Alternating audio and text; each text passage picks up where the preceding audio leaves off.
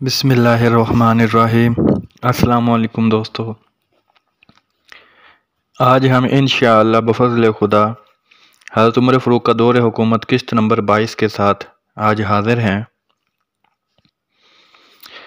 آپ نے فرمایا، ابو سفیان، تم زمانہ جاہلیت میں بڑے بہادر اور شجاع شخص تھے۔ اسلام میں اس قدر بزدل مت بنو، اور میں جن لوگوں کو اس کام کے لیے منتخب کروں انہیں دیکھتے رہو کہ وہ کیسے کیسے مسلمان مرد اور شاہ شوار عرب اور پرستاران توحید ہیں۔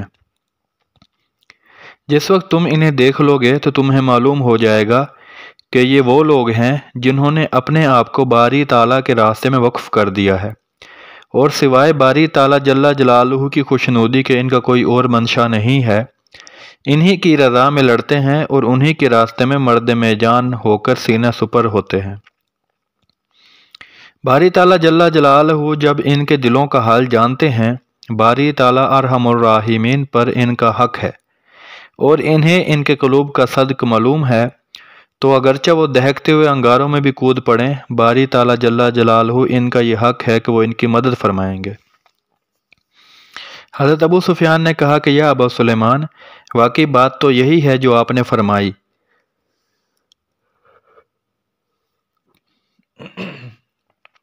میں تو بنظر شفقت علی المسلمین، یعنی مسلمانوں پر شفقت کی نظر سے یہ کہتا تھا۔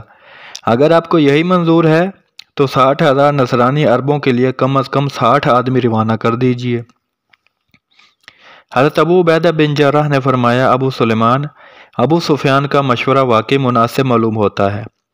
آپ نے کہا، یا امیر، خدا کی قسم میرا ارادہ اس سے محض دشمنوں کے دل میں رعب ڈالنا تھا کہ جس وقت وہ شکست کھا کر ہمارے مقابلہ سے بھاگیں تو ان سے دریافت کیا جائے گا کہ تمہارے مقابلہ پر کتنے مسلمان تھے۔ وہ جواب دیں گے کہ 30 آدمی، تو اسے سن کر ان کے دلوں میں رعب چھا جائے گا، اور بہان سمجھ لے گا کہ ہماری کل 30,000 جمعیت ان کے 10 لاکھ لشکر کو کافی ہوگی۔ حضرت ابو عبیدہ بن جراح نے فرمایا کہ یہ بالکل سچ ہے، مگر 30 آدمی اپنی مدد و اعانت کے لیے لے لو۔ آپ نے کہا، اور جس کا دل چاہے وہ بھی ساتھ ہو لے۔ میں تو مسلمانوں میں سے اپنے ساتھ محض ایسے شخصوں کو منتخب کروں گا جن کے صبر، استقلال اور اقدام کو میں خود جانتا ہوں، اور انہیں اپنے اس ارادہ سے پہلے مطلع کر دوں گا۔ اگر انہیں اللہ تعالیٰ کی ملاقات کی محبت اور ثواب کی رغبت ہوگی تو وہ اسے منظور کر لیں گے، ورنہ خالد کے پاس تو فقط اس کی جان ہے، اسے ہی اللہ تبارک و تعالیٰ کے راستہ اور اس کی خوشنودی میں پیش کروں گا۔ اللہ تبارک و تعالیٰ جس چیز کی میں محبت رکھتا ہوں اس کی مجھے توفیق عنایت فرمائے۔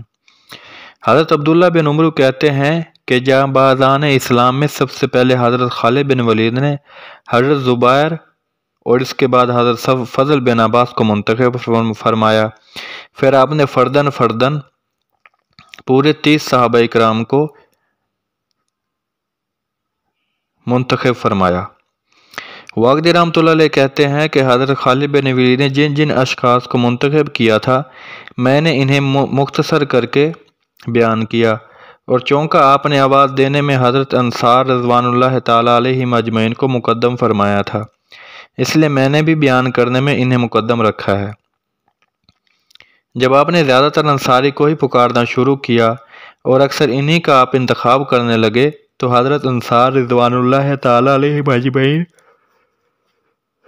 نے شکایت کی اور کہا کہ حضرت خالد بن ولید آج اس جنگ میں ہمیں ہی آگے رکھنا چاہتے ہیں، اور مہاجرین یعنی مغیرہ بن قصا کی اولاد کو پیچھے۔ اس سے شبہ ہوتا ہے کہ وہ ہمیں یا تو اس انتخاب سے آزمانا چاہتے ہیں کہ رومیوں کے مقابلے میں ہمارا صبر و استقلال ملاحظہ فرمائیں، یا مغیرہ بن قصا کی اولاد پر شفقت اور مہربانی کی نظر کرتے اور ہمیں ان سے آگے بھیج کر ہلاکت کے گڑھے میں دھکیلنا چاہتے ہیں۔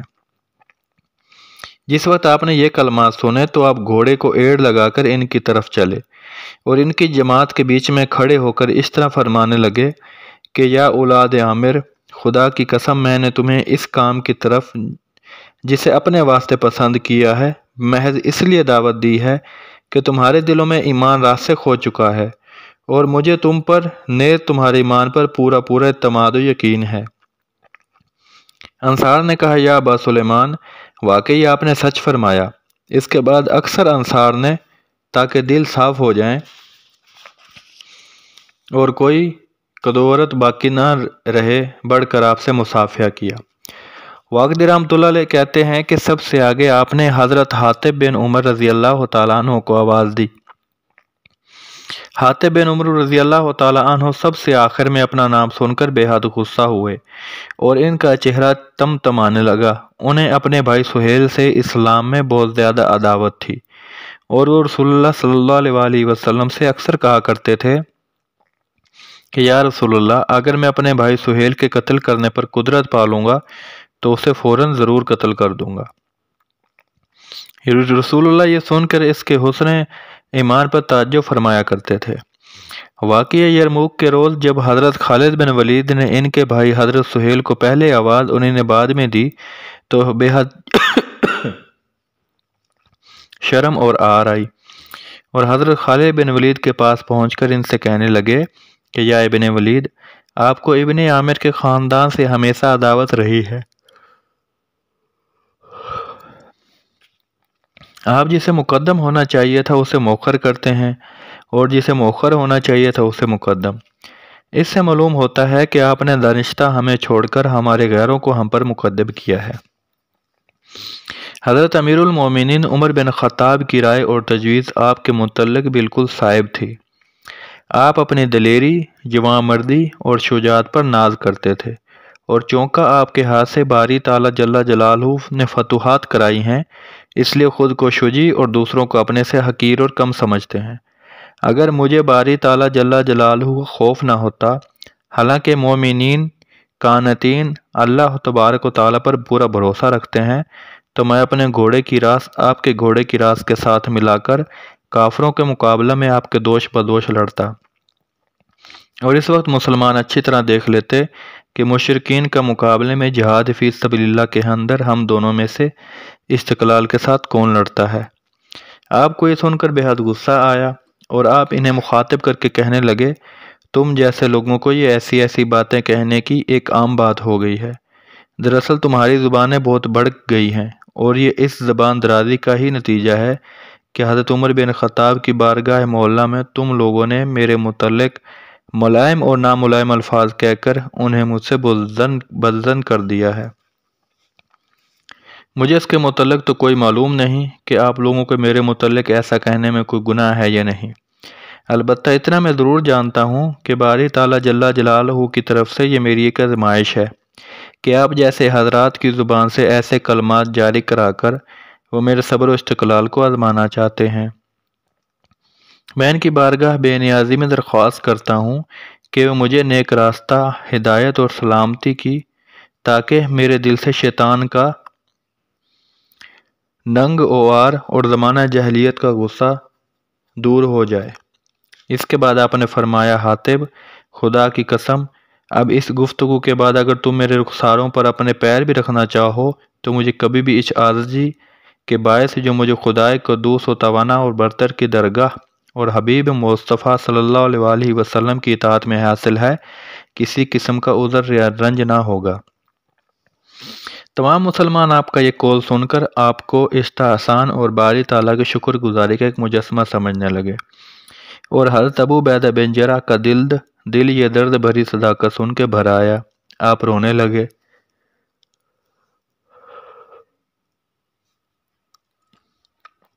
آپ نے فرمایا، ابو سلیمان، خدا کی قسم، تم باری تعالیٰ جل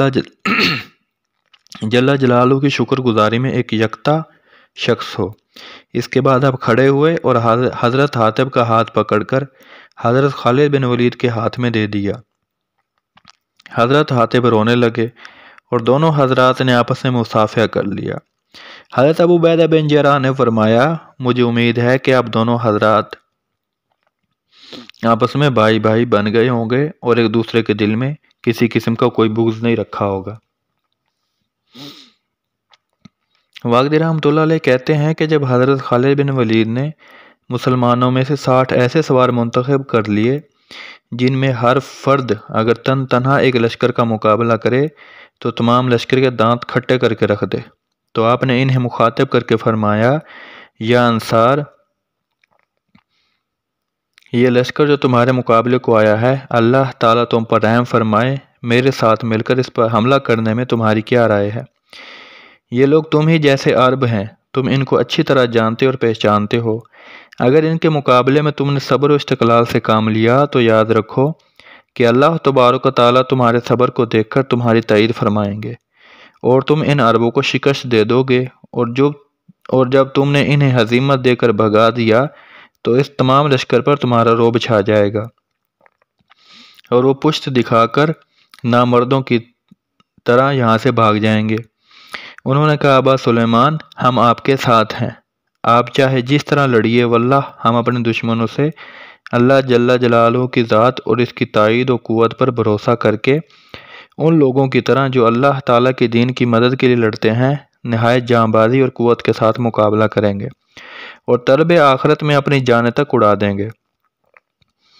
حضرت خالد بن ولید اور حضرت ابو عبیدہ بن جراح نے انہیں یہ سن کر جزائے خیر کی دعائیں دیں، اور حضرت خالد بن ولید نے فرمایا کہ اللہ تبارک و تعالیٰ تم پر رحم فرمائیں، اپنے ساز و سامان درست کر لو، اسلحہ ساتھ لے لو، بہتر یہ ہے کہ تمہارے پاس دو دو تلواریں ہوں، اور یہ لڑائی شمشیر خوار شگاف ہی کی ساتھ رہے۔ نیزہ اپنے ساتھ کوئی شخص نہ لے جائے، کیونکہ نیزہ ٹیڑھا ہوتا ہے اور کبھی کبھی اپنے نشانے سے چوک جاتا ہے۔ اسی طرح تیر کمان کی بھی ضرورت نہیں، تیر نشانے پر لگتا بھی ہے اور خطا بھی کر جاتا ہے۔ ہر شخص اپنے تیز روح اور اس گھوڑے پر سوار ہو جس کے اوپر انہیں پورا اعتماد ہے، اور آپس میں یہ وعدہ کر لو کہ ہم حضور آقائے دو جہاں محمد صلی اللہ علیہ وآلہ وسلم کے حوض کوثر کے پاس ملیں گے، اور ہمارا وعدہ گاہ وہی ہے۔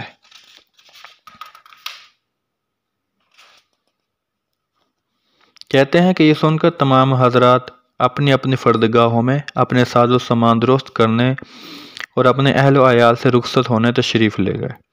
حضرت زرار بن ازور بھی اپنے خیمے میں اپنے ساز و سامان درست کرنے اور اپنی بہن کو سلام کرنے کے لیے تشریف لے گئے۔ آپ نے اپنی بہن بنت خولہ بنت ازور کو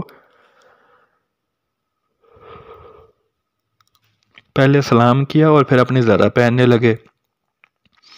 جس وقت آپ حرب کا سامان زیب بدن فرما چکے تو آپ سے آپ کی بہن خولہ بنت ازور کہنے لگیں کہ بھائی جان، آج آپ مجھے اس طرح رخصت فرما رہے ہیں جس طرح کوئی یقینی طور سے ہمیشہ کے لیے کسی کو رخصت کیا کرتا ہے۔ آپ نے جو کچھ ارادہ فرمایا ہے اگر کم از کم مجھے بھی اس کی اطلاع دے دیجیے۔ آپ نے انہیں اپنے ارادہ سے مطلع کیا اور فرمایا، میرا ارادہ حضرت خالد بن ولید کے ساتھ ہو کر دشمنوں سے لڑنے کا ہے۔ آپ یہ سن کر روئیں اور کہا، بھائی جان، آپ اللہ تبارک و تعالیٰ پر پورا یقین رکھنے والے ہیں، ان کے دشمنوں سے ضرور لڑو۔ دشمن نہ کبھی آپ کے موت کو اگر وہ دور رہے نزدیک کر سکتا ہے اور نہ قریب کو دور بنا سکتا ہے۔ اگر خدا نہ خواستہ تم پر کوئی حادثہ آ گیا یا دشمنوں نے کسی طرح آپ کا بال بیکا کر دیا تو بھائی جان، اللہ کی قسم، خولہ کو بڑا صدمہ پہنچے گا، اور جب تک وہ دشمن سے آپ کا بدلہ لے کر آپ کے پاس نہیں پہنچ جائیں گی اس وقت تک اسے زمین پر کبھی آرام میسر نہیں آئے گا۔ آپ یہ سن کر روئے اور اپنا سامان حرب درست کرنے لگے۔ اسی طرح رسول اللہ صلی اللہ علیہ وآلہ وسلم کے یہ 60 صحابہ رضوان اللہ تعالیٰ علیہم اجمعین اپنے اپنے اہل و عیال سے رخصت ہوئے، اور تمام رات درگاہ رب العزت میں فتح و نصرت کی دعائیں مانگتے رہے اور تضرع و زاری کرتے رہے، حتیٰ کہ ان کی دعاؤں سے حروف سے مستجاب کی شکل میں سفید صبح کے ساتھ ساتھ درجابت پر دستک دی، اور اللہ اکبر کی بلند بانگ آواز نے بڑھ کر ان کا استقبال کیا۔ حضرت ابو عبیدہ بن جراح نے نماز پڑھائی، سپہ سالار کرام اور قائد حضرت ابو خالد بن ولید نے بعد از نماز سب سے پہلے لشکر سے نکل کے صحابہ رضوان اللہ تعالیٰ علیہم اجمعین کو یہ اشعار پڑھ کر نکلنے کی ترغیب دی، اے میرے تمام بھائیوں، جلدی چلو دشمن کی طرف تاکہ خیر کثیر حاصل کر لیں۔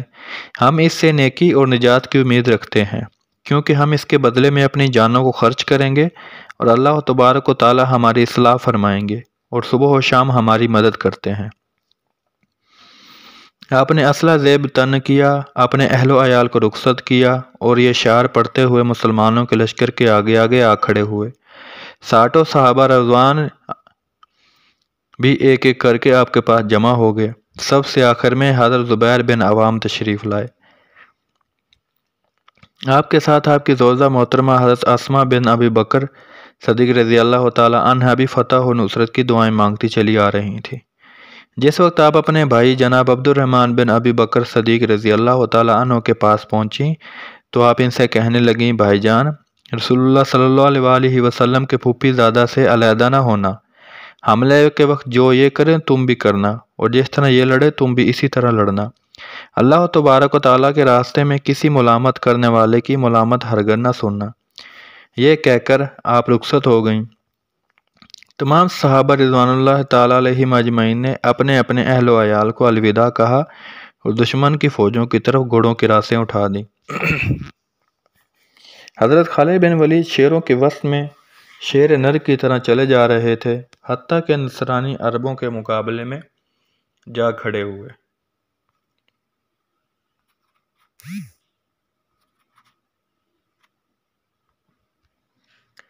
واقدی رحمۃ اللہ علیہ کہتے ہیں کہ نصرانی عرب اور بنو غسان ان گنتی کے چند مسلمانوں کو اپنے مقابلے میں دیکھ کر یہ سمجھنے لگے کہ یہ عربوں کے قاصد ہیں جنہیں غالباً انہوں نے صلح کے لیے روانہ کیا ہے۔